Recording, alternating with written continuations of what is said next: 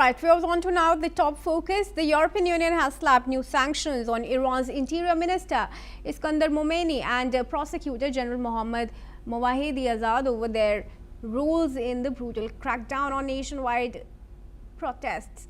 The move targets senior officials accused of directing security forces that violently suppressed demonstrations, resulting in widespread deaths and human rights abuses.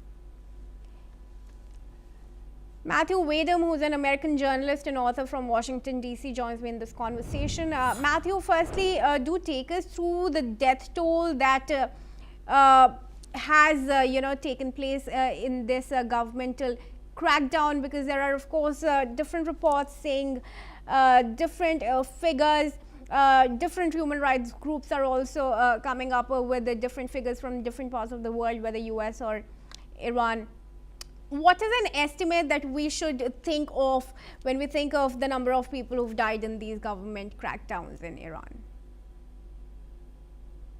I don't have an exact number, but it's in the thousands. It may be. I think it's above 10,000. It may be in the tens of thousands. I don't think the Iranian government is known for its honesty, and I think that outside observers probably have are probably offering a more honest perspective on the atrocities that the Islamic Republic has been committing against its own citizens in recent months. So, I would say probably in the tens of thousands. It's a brutal dictatorship in Tehran, and anybody who opposes it gets murdered. All right, then what's your view of the European Union sanctions now?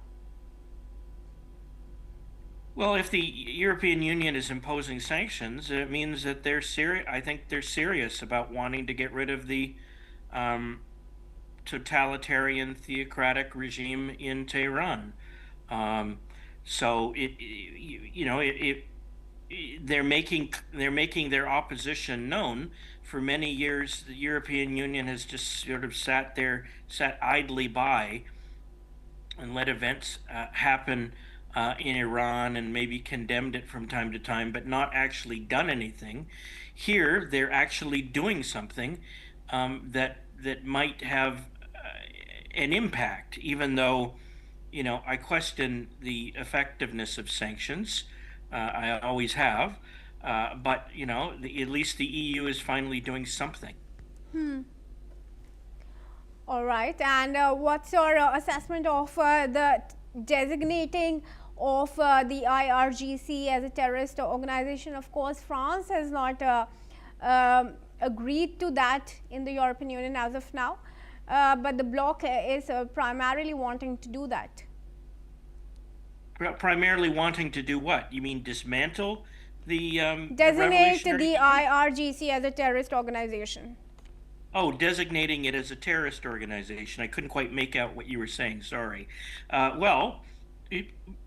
I think that that's a fair organization. The Iranian Revolutionary Guard Corps is very similar to the SS terror troops that were present in Nazi Germany. So I think it's a perfectly valid designation, and I think that there will be a time when eventually, when the mullahs fall in Iran, when these people will be brought to justice, when they will be put on trial for crimes against humanity, and they really should be.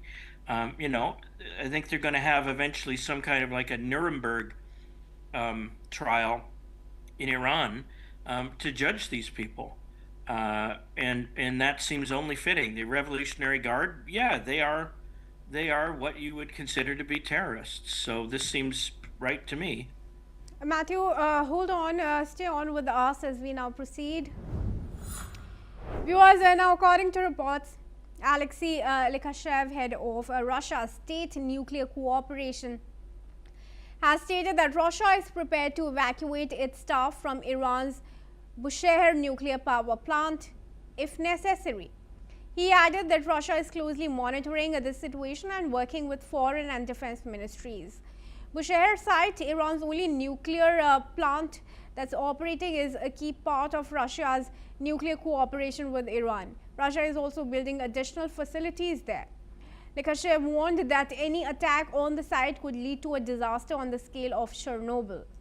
While Iran denies seeking nuclear weapons, Russia demands and stands by Tehran's right to use nuclear energy for peaceful purposes.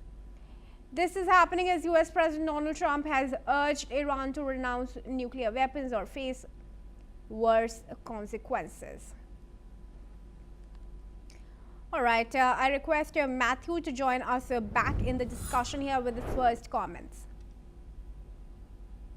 Well, if Russia wants to evacuate its employees from Iran, that means Russia thinks that there's going to be trouble in Iran, possibly an American or Israeli attack. So the fact that Russia is pulling its people out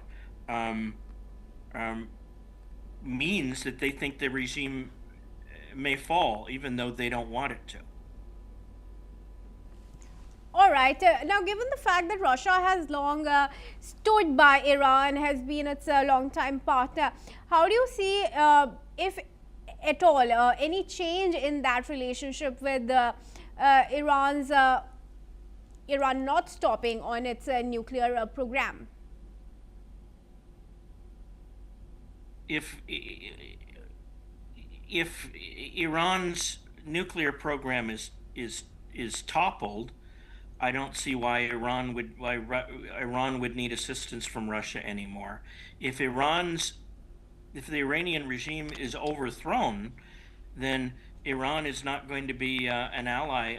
It's probably not going to be an ally of Russia anymore. It's going to be an ally of the United States, and who knows, maybe even of Israel if they finally come to their senses.